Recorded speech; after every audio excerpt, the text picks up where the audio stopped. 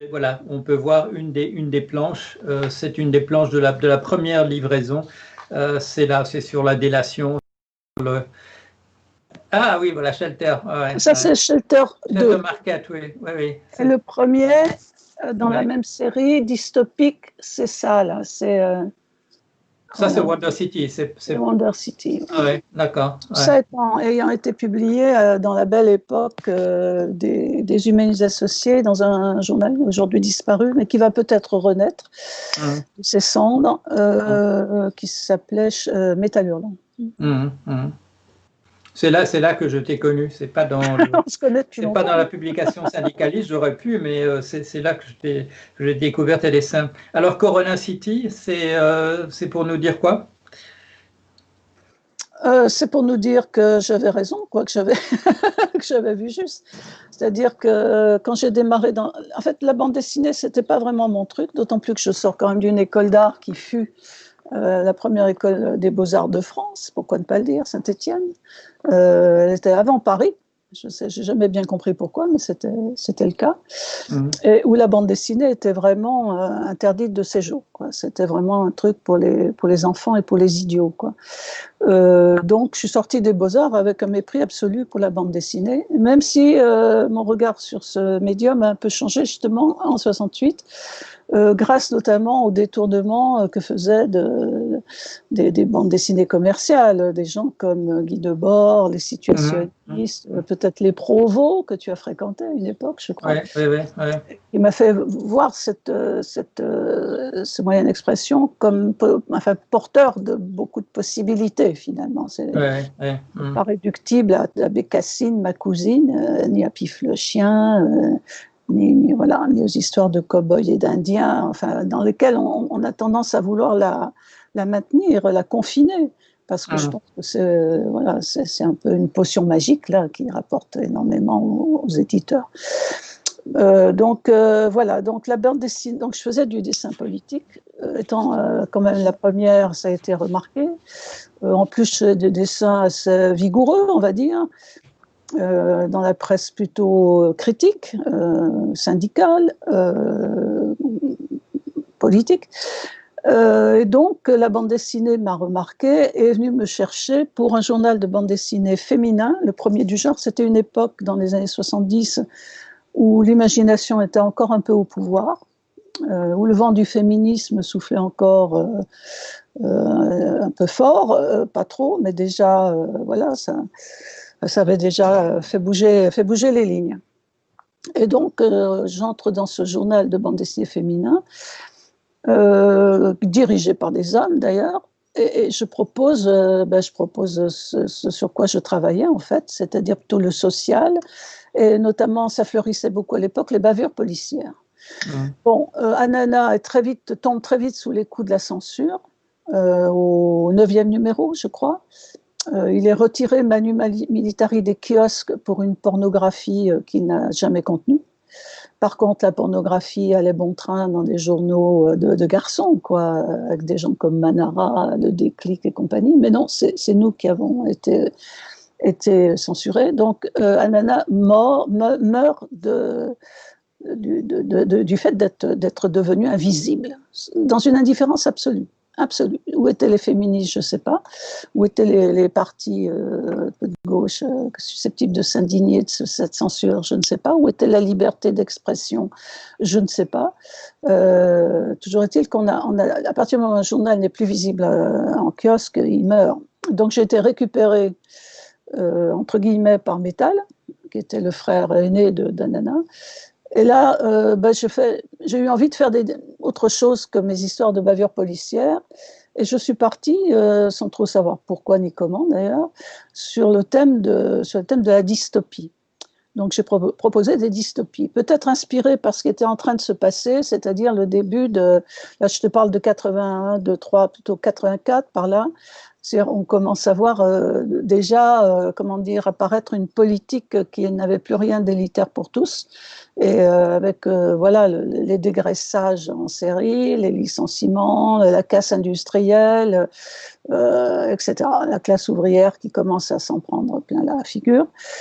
Et j'anticipe à partir de cette situation que moi je trouve plus que regrettable, surtout que je viens d'une ville ouvrière, Saint-Étienne, où la classe ouvrière était très très représentée, très puissante. Et donc j'anticipe sur cette réalité-là, en déplaçant, voilà, en me déplaçant dans le temps, de pas très longtemps, puisqu'on était dans les début 80, et mes premières dystopies, la toute première, qui s'appelle 1996, voilà, n'a finalement qu'une quinzaine d'années de plus dans le temps.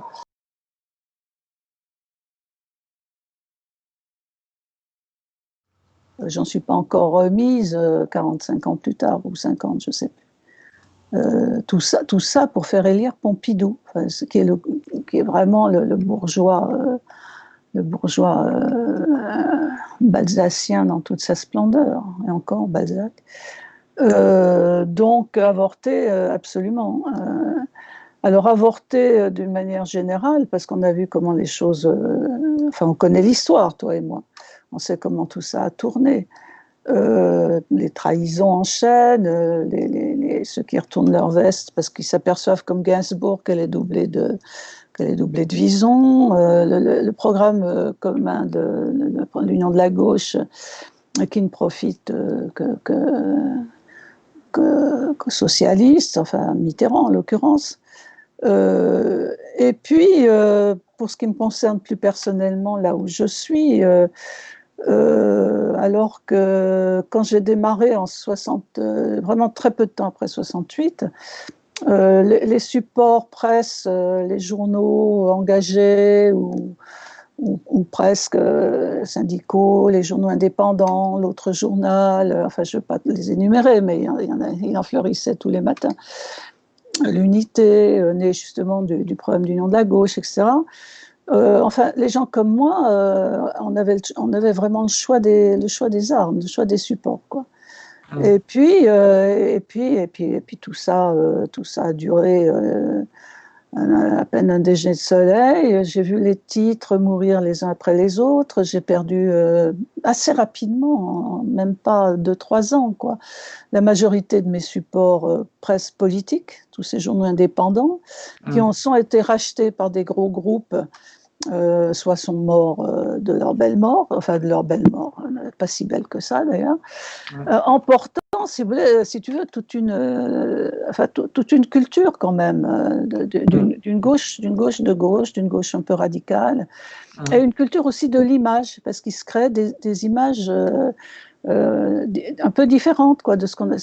C'était plus Faizant, enfin Faizant était déjà, voilà, mais Plantu, enfin tous ces dessins, Bretéché, tous ces dessins de presse. Bon, évidemment, il y avait les gens de Charlie, mais enfin, c'était quand même un dessin de presse extrêmement égrillard, extrêmement sexiste, extrêmement, j'ose le mot, vulgaire, extrêmement, c'est du dessin. Non, mais bon, voilà, macho. Enfin, moi, j'ai porté mes dessins une fois ou deux, et la troisième, j'ai pas pu parce que je les entendais dire, bon, alors qu'est-ce qu'on fait ce soir? On bouffe ou on baise? En me regardant. Ah non, papa, au secours, j'ai peur. Donc voilà, c'était tout simplement pas possible pour une femme d'entrer là-dedans. Voilà, c'est la chienne dans le jeu de quilles, ou plutôt la quille dans le jeu de chien, quoi. Donc voilà, la libido coulait à flot partout, quoi. Donc voilà, tous mes journaux, je travaillais pour une presse rouge, Coco, où il y avait quand même des titres enfin, formidables, quoi. La Nouvelle Critique, par exemple. En plus, c'était une période, c'est la bonne période, c'est une période de déstalinisation, de remise en question, de prise de distance avec l'URSS, voilà, quoi que c'était déjà Gorbatchev, donc voilà.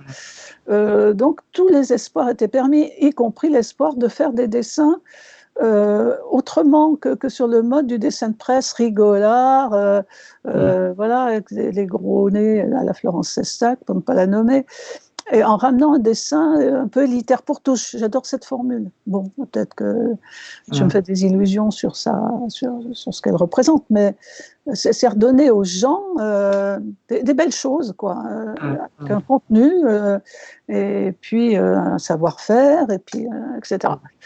Et bon, moralité, tout ça, ça s'est terminé soit soit dans les choux, soit repris en main, y compris la presse de bande dessinée, qui a été reprise en main par des gros groupes style Hachette, enfin les gros groupes habituels. Et évidemment, les politiques menées par les indépendants, comme les gens de Métal Hurlant, les gens de je ne sais pas trop quoi d'autre, d'ailleurs, de l'Écho des Savanes, etc., etc., ces politiques n'ont pas été poursuivies par le groupe Hachette et ces groupes-là, quoi. Donc il y a eu une reprise en main qui s'est passée vraiment sous mes yeux, y compris idéologique, où moi je me suis retrouvée coincée, puisque je n'avais pas bougé d'un millipoil. Je restais très engagée, très, très solidaire des petits, quoi, du monde du travail. C'est comme ça, même si j'ai une partie de ma famille est très bourgeoise. Je crois d'ailleurs qu'à travers ce que je fais la guerre à cette famille de bourges qui sont des gens absolument inhumains, quoi, inhumains. Ne compte que le fric, voilà, la représentation, voilà, et donc je me suis retrouvée isolée parce que pas mal de femmes qui venaient à la bande dessinée dans ces années-là, avec la censure du journal féminin Anana et avec l'ostracisme qu'elles subissaient dans les journaux de garçons, ont dû très très vite, soit elles ont pris peur, elles ont lâché prise. Beaucoup sont retournés de là où elles venaient, c'est-à-dire la presse pour enfants, Bayard Presse, etc., comme Nicole Clavelou, qui est une immense dessinatrice, qui est plutôt ignorée quand elle n'est pas carrément maltraitée. Il y a un vrai problème. Moi, je crois que si on veut changer le monde, c'est un peu ton ambition, je crois que le monde ne changera pas si on va, je l'ai noté pour ne pas oublier, si les hommes ne valorisent pas le talent des femmes, de leurs femmes et de leurs filles, déjà. Si ils mettent pas un peu leur libido en parenthèse de temps en temps, au lieu de regarder les fesses de la dessinatrice, qui regardait un peu ce qu'elle dessine, quoi. Et puis que les hommes arrêtent de se sentir castrés, humiliés, je sais pas, infériorisés si une femme a plus de talent qu'eux. Or, moi, je n'ai rencontré que ça au long de toute ma carrière qui commençait. Les hommes dans ce domaine-là ne supportent pas qu'une femme ait plus de talent. Pourquoi? Je ne suis pas psy. Je ne suis pas psy. Mais c'est vrai que les premières années de Harakiri, le mensuel Harakiri, il y avait une culture macho qui était assez délirante, mais qui était là de manière incontournable. J'ai cherché désespérément sous la plume, le stylo, le crayon de ces gens-là, des choses où il y a la moindre, justement, critique sociale, le moindre regard un peu, on va dire, analytique, entre guillemets, sur les rapports de sexe, les rapports de classe. Ça restait quand même des choses assez petites, bourgeoises et nombrilistes, quoi. Donc moi, je débarque dans ce machin sans savoir trop où je suis, où je vais. Je ne connais pas le milieu, je ne sais pas de quoi il est fait, je ne sais pas où en sont les gens. Et puis je crois qu'Anana est un journal féministe, ce qui n'est pas, etc., etc. Bon, bref, et donc tous ces gens me voient débouler comme si j'étais la comète de Halley à moi toute seule. Et ils prennent tous peur, je crois, finalement. Et donc ça commence, les persécutions commencent. La mise à distance, la distance sociale et tutti quanti. Et donc, et surtout des rumeurs absolument, voilà, dégueulasses, quoi, toxiques. Et donc, me vient l'envie voilà, de dire voilà qui je suis, voilà d'où je viens, voilà d'où je sors, voilà mon père, voilà ma mère, voilà mon milieu familial, voilà mon parcours, voilà les beaux-arts, comment je les ai fait réussir en étant quand même souvent bien. Voilà mon engagement, voilà comment j'entre dans le dessin de presse politique. J'ai couché avec personne, c'est d'ailleurs peut-être ça le problème, je ne sais pas. Et donc, je vais vous raconter cette histoire, qui n'est pas que mon histoire, qui est l'histoire aussi des femmes, des dessinatrices d'une génération. Donc, ce livre, c'est pas que moi, Chantal Montelier et mon nombril douloureux. C'est aussi l'histoire d'une génération, la première de femmes BDistes, de femmes qui commençaient à sortir de la presse pour enfants pour aller vers la bande dessinée adulte, et vers aussi, parce que ça commençait à s'ouvrir, les journaux indépendants en tout cas, ouvraient leur page a des talents féminins de dessinatrice. Bon, alors évidemment, l'imaginaire féminin, je suis désolée, c'est pas l'imaginaire masculin. Ça, on pourra, même sous la torture, je dirais jamais le contraire. Quand Nicole Clave, on n'a pas le même corps, on n'est pas sexué pareil, donc on n'a pas le même imaginaire. C'est pas possible, on n'est pas à la même place dans la société. On n'a pas été sur les champs de bataille, on était toujours à l'arrière, à part Jeanne d'Arc, exception historique quasi unique. On ne faisait pas le même boulot. La résistance, les femmes s'y sont engagées, mais pas à la même place. Je ne vois pas pourquoi on aurait le même imaginaire. Est-ce que pour autant notre imaginaire est disqualifié d'avance? Si oui, ça veut dire que l'humanité n'a pas d'avenir, parce que comme dit Aragon, la femme est l'avenir de l'homme. Donc si l'humanité marche sur une seule jambe et n'a qu'un imaginaire et qu'un œil pour voir le monde, ça veut dire que l'humanité est borgne. Elle va se prendre des coups dans la gueule de l'endroit où il manquera l'œil gauche ou l'œil droit, on va dire le gauche. Donc voilà, c'est de ça que j'essaie de parler dans la reconstitution, et de reconstruire aussi pour les lecteurs, pour les gens, le parcours de ces femmes-là, qui sont toutes des pionnières des années 70, qui commençaient à émerger, qui commençaient à représenter le monde tel qu'elles le voyaient, y compris leur propre corps, leur propre désir, leur propre rapport à l'autre, à l'homme. Voilà, c'est pas rien d'avoir un corps qui saigne tous les mois pendant une semaine. On fait comme si ça n'existe pas, mais enfin, c'est comme disait le colonel Kadhafi. Je plaisante en citant, les femmes sont des handicapés physiques. Moi, je l'ai vécu comme ça. J'ai vécu mon corps comme un machin voilà, qui m'empêchait d'être libre, une semaine par mois, la trouille sans arrêt, à partir du moment où j'ai commencé à oser avoir quelques rapports sexuels, de me retrouver. Voilà. Donc les femmes dessinatrices d'Anana touchaient à ça, représentaient ça. Scandale, scandale, scandale. Donc on nous tue. On nous tue. Donc, tu t'en vas, tu as bien raison, parce que ça va devenir de plus en plus insupportable. Donc, non, c'est le vent se lève en t'entendant parler. Ouais. Voilà, il a raison, le vent de se lever. Il m'a compris ce qu'il faut, se lever. Donc, c'est de ça que je parle. Ouais. Donc, voilà, ma biographie, et puis la biographie, et puis les œuvres. Les œuvres, qu'est-ce qui s'est produit? Il s'est beaucoup produit de choses. Et les femmes, à ce moment-là, de cette histoire-là, étaient très attentives. Leur regard s'était élargi. Elles parlaient de la société, elles parlaient des rapports de force, elles parlaient des rapports de domination, elles parlaient de... Aujourd'hui, j'ai vu, il y a eu un moment où on était toutes à nouveau sous le tapis, avec notre imaginaire. Elles sont pour beaucoup retournées à la bande dessinée pour enfants. Il y a eu un grand silence, et quand on a à nouveau republié des femmes, tout avait été effacé, et à nouveau, c'était ma mère et moi, mon chat et moi, mon nombril et moi, l'intime, l'intime, l'intime, l'intime, l'intime. La BD girly, etc. Les blogueuses qui dessinent avec leurs pieds. Et notre histoire à nous a été absolument effacée.